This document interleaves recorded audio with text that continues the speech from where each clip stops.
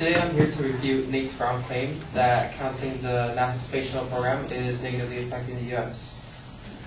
His supporting claims were that the Russian space program is a dangerous way to get to space, that canceling the program has harmed the U.S. economy, and that canceling the program has harmed NASA's future for leading scientific research and experimentation.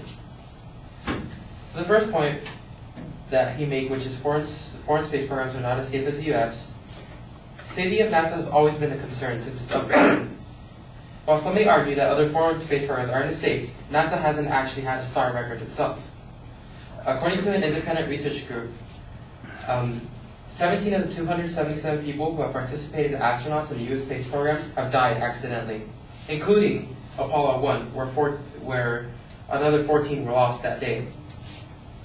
The safety of the U.S. program is further debated when you take into account of deaths of members of the ground crew, not just the astronauts, but the ground crew who are not actively participating in the mission. In 1964, 3 technicians were killed and 11 were seriously burned when a rocket accidentally ignited. In 1981, 5 technicians were rendered unconscious, and the 6th, due to exposure from lethal gases, died. As of 2006, you have a 1 in 22.8 million chance of dying from an airplane. Your lifetime odds of dying from injuries related to a car accident are 1 in 84. But reviewing the flight records of the U.S. space program, the odds of dying in spaceflight are 1 in 20. There's no denying that this is dangerous work, and this has always been dangerous work. Just because it is on foreign grounds does not mean that it is any more dangerous in the U.S. Now, his secondary claim supporting this is that the Russian government also does not seem to trust the United States when it comes to this. One of his claims, what I say is that the Russians aren't the only way to get to space. There's another, and that's China. China is among the third to actively be participating in a foreign spaceflight program. And China has also been collaborating with Spain and other countries. Now, another of his claims, which is canceling the program, has harmed the U.S. economy. While it's true that the shutdown of the human space program has impacted the U.S., it should be noted that it does not have a large and significant impact. Many have collaborated to absorb the loss of jobs, and have been preparing for this since they announced cancellation. I have a quote here from the Washington Post, which means that companies have pledged to absorb lost jobs and reassign the engineers and technicians and others who built the shuttle for 3 decades, meaning that because of the cancellation of spaceflight program, other companies have pledged to absorb these jobs, these incoming workers. Another quote directly from NASA: NASA has been working with county and state officials and private firms in a big effort to find jobs for laid off employees. Meaning that in the long run, while there may be a slight economic damage, because of these companies that are absorbing the incoming unemployed, there won't be a huge impact. Now, I have another quote from Cabana, who works for NASA. He says, "All but a handful of NASA employees will keep working for the agency. There will be no layoffs. The federal workers will be reassigned to oversee new space programs getting underway now, and to closing the shuttle program, closing out contracts, preparing the shuttles for public displays at museums, and deciding what is shuttle property." Meaning that, again, like I said, that other people have pledged to absorb the unemployed people, while also pledging to build museums and other things that are also tourist attractions.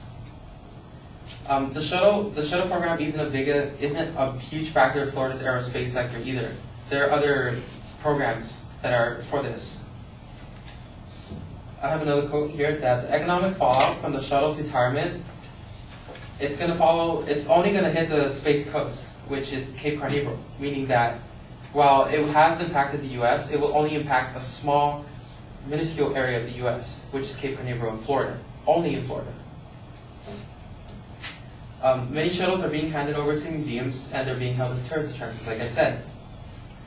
This is a quote from NASA's actual space website. The NASA Johnson Space Center will officially hand over the keys to the space shuttle full fuselage trailer to the Seattle Museum of Flight and Ceremony. Another quote from NASA meaning, "After 30 years of spaceflight, more than 130 missions and numerous science technology firsts, NASA's space shuttle fleet will retire and be displayed in institutions across the country to inspire the next generation of explorers and engineers."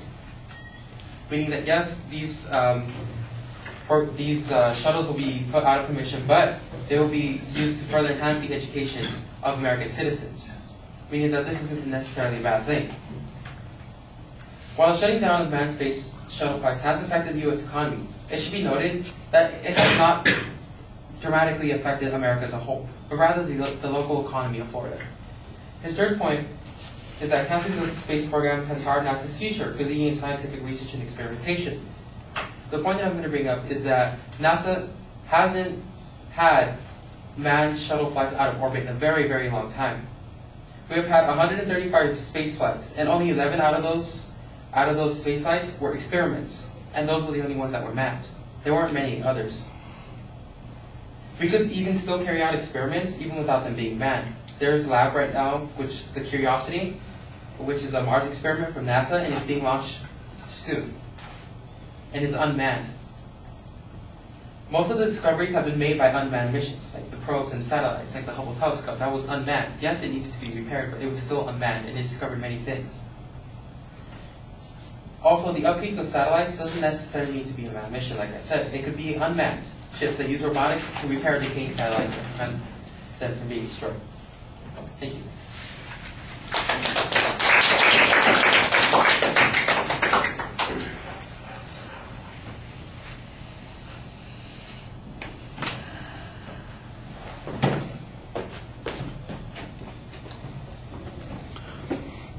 All right, you did a nice job on the first 2 points trying to diminish the claim of the advocate. When you're talking about the safety issue, you put it into context that the NASA program has not been particularly safe. What was missing here was some comparison to the Russian program, so I'm not exactly sure that you completed that part of the analysis. On the second point, on the economic impact, I thought you did a very good job isolating it, trying to diminish how significant it was, showing how it's going to be absorbed, and in the long run that there's not going to be a substantial economic consequence. I thought that was a very well-developed counterclaim. There's really not a lot of analysis of the evidence presented by the advocate, so when I'm comparing the argument that you're making to what the advocate made, I'm going to have to be the one who's making an assessment here, and you don't want to let somebody else be the judge in that situation. You want to tell them how to judge. So, show us, for instance, the inadequacy of the advocate's evidence on this point, and then explain why your information is so much more believable, consistent, reliable in making this argument. I think that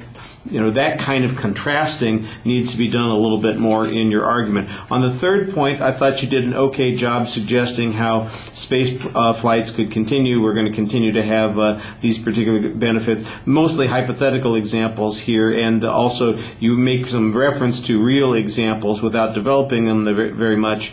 I think the one future Mars program that you're talking about that's got experiments built into it, I think that's a good point. Give us a source citation on those things and it would be a little bit stronger, but you've got the right idea on that point. All right, thank you.